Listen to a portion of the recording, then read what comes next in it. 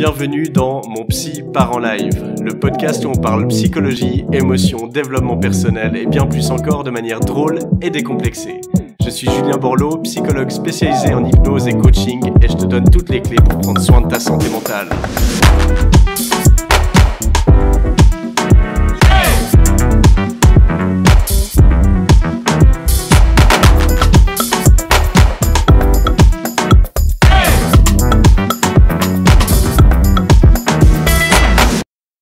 Bienvenue à toutes et à tous et bienvenue dans ce nouvel épisode de mon podcast Mon Psy part en live, dans lequel nous allons parler à nouveau d'anxiété.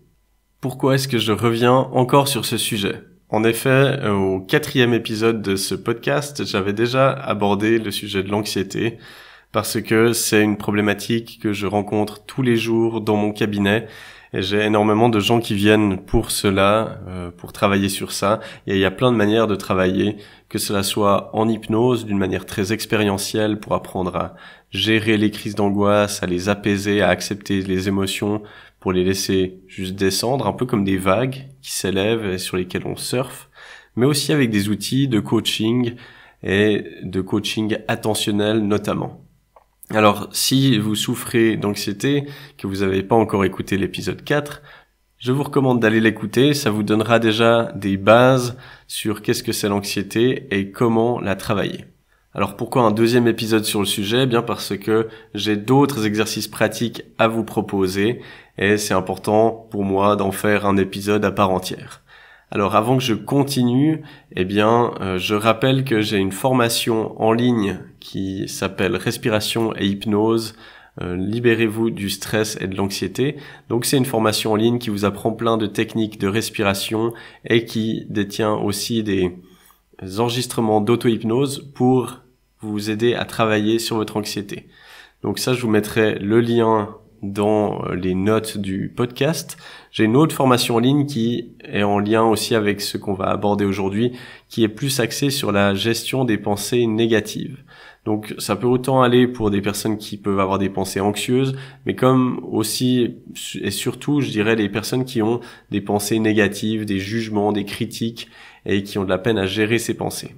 Alors, dans cet épisode d'aujourd'hui sur la gestion de l'anxiété, comme d'habitude, je vais vous proposer des outils très pratiques parce que la théorie, il y a déjà beaucoup de gens qui théorisent, mais souvent ce qui nous manque, c'est qu'est-ce que je fais maintenant avec ces infos ? Et puis, alors évidemment, ça reste un podcast, ça ne remplace pas une thérapie, un accompagnement thérapeutique, mais je vous partage des outils que vous pouvez déjà tester à la maison, avec lesquels vous pouvez déjà vous familiariser. Ce sont des outils que j'utilise dans mes consultations, que je donne souvent en devoir, entre guillemets, ou comme outils, ressources entre les séances.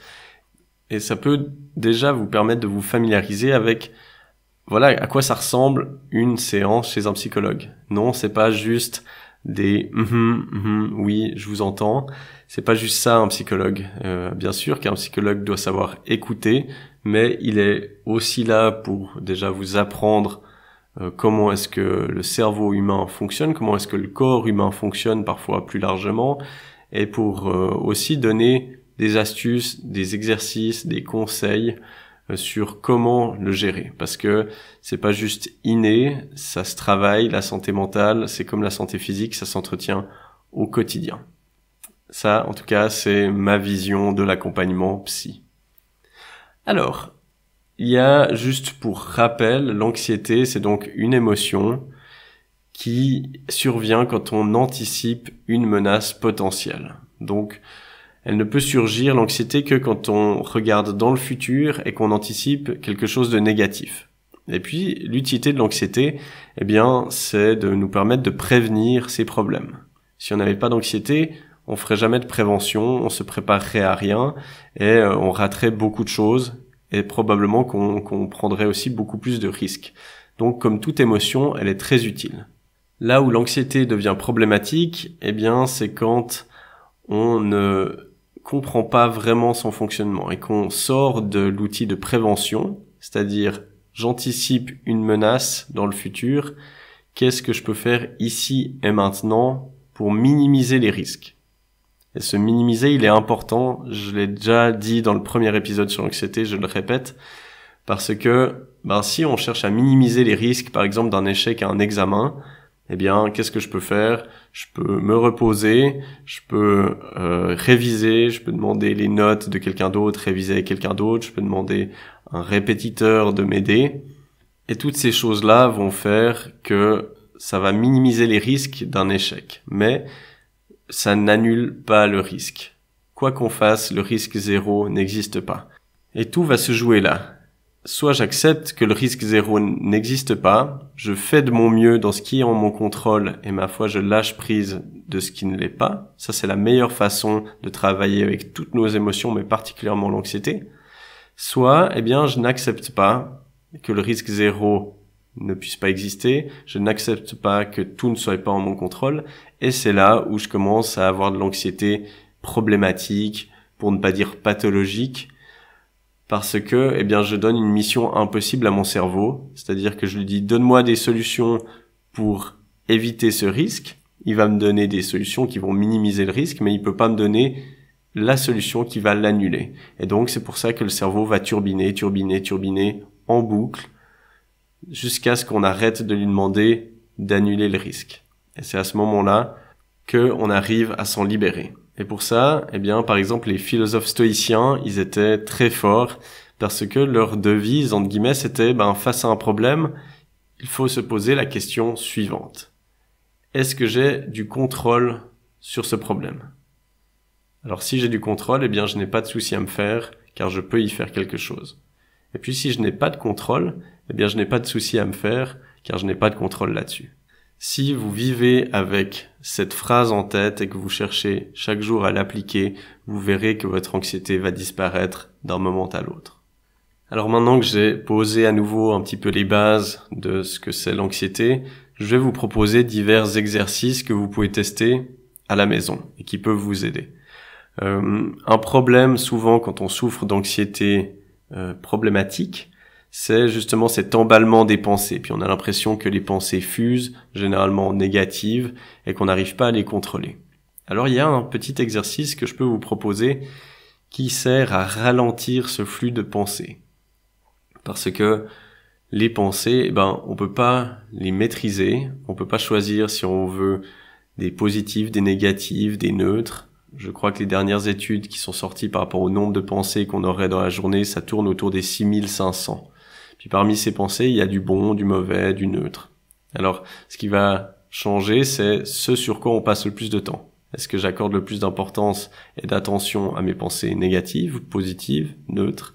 Ça va changer comment je me sens. Mais une astuce pour ralentir ce flux de pensée, c'est de se poser la question, quelle va être ma prochaine pensée?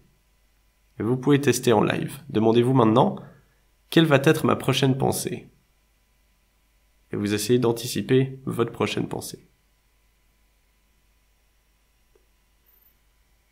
Si vous arrivez à trouver quelque chose, demandez-vous à nouveau, quelle va être ma prochaine pensée après celle-ci? Et celle d'après encore, quelle va être ma prochaine pensée après celle-ci? Je suis prêt à parier que la plupart d'entre vous en ce moment doivent être dans une sorte de bug mental. Parce que, le fait de se poser la question de quelle va être ma prochaine pensée, ça fait un peu bugger le cerveau. Parce que notre cerveau, il peut nous dire ce à quoi je pense maintenant, mais il a de la peine à anticiper à quoi je vais penser dans ma prochaine pensée. Et ça, vous pouvez le faire quand vous avez les pensées qui s'emballent pour ralentir ça, retrouver un sens de contrôle et puis réussir à vous détendre. Donc ça, je vous encourage à le tester quand vos pensées s'emballent. Là, je vais vous partager d'autres exercices qui sont vraiment plus des exercices qu'on voit en consultation, mais qui peuvent être déjà entraînés même seuls. Après, c'est toujours à vous de gérer, de voir à quel point est-ce que seul vous arrivez à faire ce travail. Et quand vous voyez que c'est trop pour vous, que vous y arrivez pas, c'est le moment d'aller voir un psychologue, un thérapeute pour ça. Un exercice que j'aime bien faire en consultation, que je donne souvent en devoir, entre guillemets, à mes clients, eh bien, c'est l'exercice du scénario catastrophe. Alors, ça s'adresse à toutes les craintes. Par exemple, quand on a peur de faire une crise d'angoisse, ça peut être dans le métro, par exemple, dans la voiture, en classe, n'importe quelle situation. On a souvent, l'anxiété qui se transforme en la peur d'avoir une crise d'angoisse. Et ça peut être extrêmement paralysant pour beaucoup de personnes. Alors, l'exercice du scénario catastrophe, c'est de prendre le temps de décrire comme si vous écriviez une scène de cinéma. Et puis que vous décrivez le scénario catastrophe, votre pire scénario. Donc, par exemple, je me balade, je vais en direction du métro, je sens que mon rythme cardiaque s'accélère déjà, je sens une sueur froide sur mon front, et puis ensuite je rentre dans le métro, j'ai l'impression que tout le monde me regarde, il fait chaud, il y a des odeurs désagréables, et dès le premier démarrage, je sens que j'ai le regard qui se floute, j'ai l'impression que je vais m'évanouir, que j'ai une envie de vomir, etc. Et puis finalement, je finis par vomir dans le métro, par exemple. Enfin bref, vous décrivez vraiment le plus en détail possible, d'une manière narrative, la pire situation anxiogène qui pourrait vous arriver. Donc votre sujet principal d'angoisse. Et puis, une fois que c'est fait, que c'est vraiment bien détaillé, vous allez enregistrer ce scénario avec votre téléphone. Vous enregistrez un vocal où vous lisez ce scénario. Alors ça, c'est la deuxième étape. La troisième étape, c'est que chaque jour, vous allez écouter ce scénario catastrophe. Avec votre voix, du coup. Vous l'écoutez, puis à la fin de l'exercice, vous notez sur une échelle de 1 à 10 combien vous avez ressenti d'anxiété. Alors peut-être qu'au début, ce sera 7, 8, peut-être 6, peu importe. Et puis vous faites ça chaque jour, jusqu'à ce que vous arriviez à 2 sur 10 d'anxiété, de ressenti lorsque vous écoutez ce scénario. Dès le moment où vous arrivez à 2 sur 10, vous allez réfléchir à une solution pour ce scénario catastrophe. Donc par exemple, on reprend l'exemple du métro, une solution, ça peut être que j'ai un sac à vomi dans ma poche, dans mon sac à main, et puis que si ça arrive, j'ai ce sac, ou au pire, je sors à la prochaine station car je sais que j'arrive à me retenir pendant 30 secondes, 1 minute, par exemple. Et puis, donc, vous ajoutez cette solution dans le scénario, pour qu'il y ait votre scénario catastrophe, mais avec une résolution positive. Pareil, une fois que vous avez réécrit ce scénario, vous le réenregistrez avec votre voix, et vous refaites pareil. Vous le réécoutez tous les jours jusqu'à ce que ça ne crée plus d'anxiété, ou quasi plus. Et ça, c'est une sorte de désensibilisation systématique, c'est comme ça qu'on appelle, notamment dans les approches de thérapie cognitivo-comportementale. Ça peut se rapprocher aussi d'une sorte de travail hypnotique, même si là, on va beaucoup moins profond dans cet état de transe. Là, c'est plus de la visualisation un petit peu. Mais ça va vraiment réhabituer votre corps au fait que ces situations ne sont pas dangereuses, qu'il peut les traverser, qu'il n'y a aucun risque. Parce que vraiment face à l'anxiété, c'est un réel réentraînement qu'il faut faire. Parce que quand on a de l'anxiété, souvent on s'est conditionné, ou on conditionne, on entraîne notre cerveau à avoir peur d'une certaine situation. Ça peut venir de l'éducation, ça peut venir de plein de choses, ça peut venir d'un traumatisme ponctuel, et puis après on va renforcer cette crainte. Et tant qu'on se reconfronte pas à la réalité, et au fait que ces situations ne sont pas dangereuses, notre cerveau continue à croire qu'elles le sont, et il va donc continuer à nous envoyer des signaux d'alerte. Et c'est pour ça que notre monde peut se rétrécir très facilement lorsque on commence à croire notre anxiété. Parce que ce qui va aider, c'est d'écouter, par exemple, cette anxiété, de se dire, ok, j'ai peur d'aller au supermarché, j'ai peur d'aller dans le métro, mais de suivre la voie de la raison, entre guillemets, c'est-à-dire, j'ai envie de pouvoir continuer à prendre le métro, j'ai envie de pouvoir continuer à aller au supermarché, et du coup, je vais suivre cette voie. Je sais que ça peut être extrêmement difficile, et c'est pour ça que c'est parfois nécessaire d'être accompagné par un psychologue qui est qualifié dans cet accompagnement. Mais chaque fois que vous allez écouter la voix de l'anxiété, votre monde se rétrécit parce que vous allez vous dire finalement le supermarché c'est dangereux. Puis après le métro c'est dangereux donc je l'évite. Puis après c'est aller chez quelqu'un d'autre, même si c'est un proche. Là c'est dangereux. Et finalement notre monde se rétrécit. Et c'est pour ça qu'un dernier exercice que je propose souvent en consultation face à de l'anxiété, c'est ce que j'appelle la reconquête ou la reconquista si on veut parler avec un langage historique. Eh bien, en quoi ça consiste? Je prends l'image vraiment de notre territoire, de notre royaume qui a été peu à peu colonisé par l'anxiété et qu'on n'ose plus aller explorer. Et l'idée, c'est d'aller reconquérir tout ce territoire. Donc comment est-ce qu'on fait ça? Vous allez faire une liste, prenez vraiment le temps de faire ces exercices, prenez le temps de vous poser, d'y réfléchir réellement, sinon ça sert à rien. Faites une liste où vous classez de la situation la plus anxiogène à la situation la moins anxiogène. Donc par exemple, vous prenez la situation la plus anxiogène qui serait prendre le métro. Et puis la deuxième plus anxiogène, eh bien ça serait peut-être, j'en sais rien, prendre le métro avec des amis. Puis ensuite, ça serait aller au cinéma tout seul. Et puis après, aller au supermarché quand c'est bondé, un samedi après-midi, etc. Et vraiment, vous faites de la situation qui vous provoque une anxiété, je sais pas, à 10 sur 10 ou 9 sur 10, puis vous classez toutes les autres situations de manière décroissante, jusqu'à des situations qui provoquent un petit peu d'anxiété, mais pas trop. Par exemple, demander l'heure à quelqu'un dans la rue, peut-être que c'est à 1, 2, 3 d'anxiété sur 10. Et puis l'idée, c'est qu'après, vous vous donniez comme défi de reconquérir toutes ces situations. C'est-à-dire que vous allez commencer par le bas, par les situations les moins anxiogènes, puis vous allez vraiment vous entraîner. Donc peut-être qu'au début, une semaine, vous allez faire que de demander l'heure aux gens que vous croisez dans la rue. Et puis peut-être la semaine d'après, après que cette situation ne provoque quasi plus d'anxiété, eh bien, vous allez aller dans le supermarché tous les jours à une heure où il n'y a pas trop de monde. Puis vous allez vous entraîner jusqu'à ce que votre cerveau comprenne que ce n'est pas dangereux. Et ainsi de suite. Donc ça peut prendre longtemps, mais peu importe, si vous le faites de manière rigoureuse, vous allez voir que vous allez vraiment réentraîner votre cerveau à voir la réalité et pas à se baser sur vos projections anxieuses.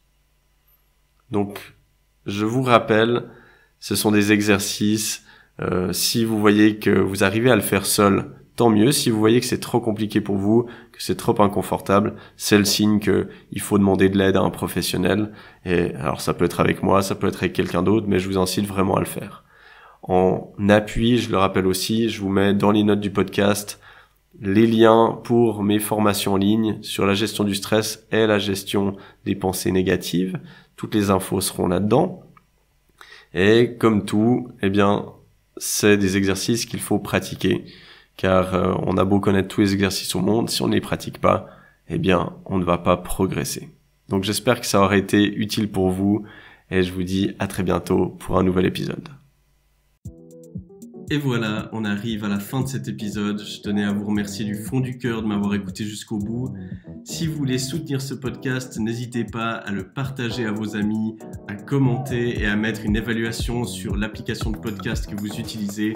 Ça m'aide vraiment énormément, donc merci d'avance pour cela. Je vous mets dans les notes du podcast toutes les infos nécessaires pour mon site internet, pour mes formations en ligne et pour toutes les références que je pourrais vous transmettre par rapport à l'épisode. Encore une fois, merci d'avoir écouté Mon Psy part en live. C'était Julien Borloo. À la semaine prochaine.